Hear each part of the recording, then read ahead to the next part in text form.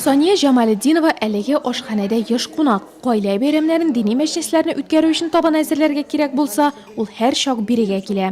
Мәнирә Хөсәен кызы белән 30 елга якын җәмәгать туклану оешмасында бергә эшләдек. Аның аш-суларын мактап туя алмыйлар. Пешки шехнәренә ул бүгенгесе көндә тугры булып калды. Соня ханым сыман ярты Нурлат Мәнирә Абдрахманованың я дусты, я танышы, я клиенты. Берәүләрне Сабан туй һәм Уяв бәйрәмнәрендә сыйлаган, икенчеләре белән Казан ярминкәләрен гөрләткән, өченчеләрнең юбилей табыннарын байыткан. Күпләр бүген дә җитди чара өчен аш-су әзерләүне Мәнирә ханымга ышанып тапшыра. Безгә килгән кешеләр не только ашап, ял итеп, аралашып, бәйрәм итеп китсеннәр иде. Җәмәгать туклану тармагына Мәнирә ханым 40 ел элек килә. Мәктәпне тәмамлагач та тимер юл ашханәсендә эшли башлый. Шәһәрнең төрле ресторан, кафеларында хезмәт куя. Бүген исә үзенең кичкенә бизнесы бар.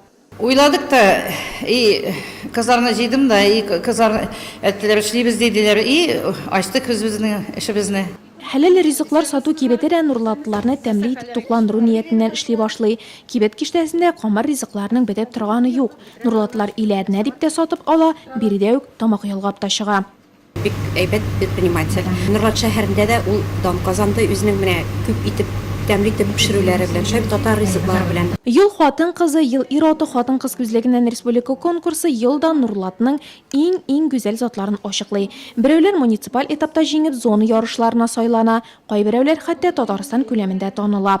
Мәнирә ханымга борчыласы юк. Ул бер генә түгел, 4 ел дәвамында җәмәгать туклануы өлкәсенең уңган булган хатын кызы.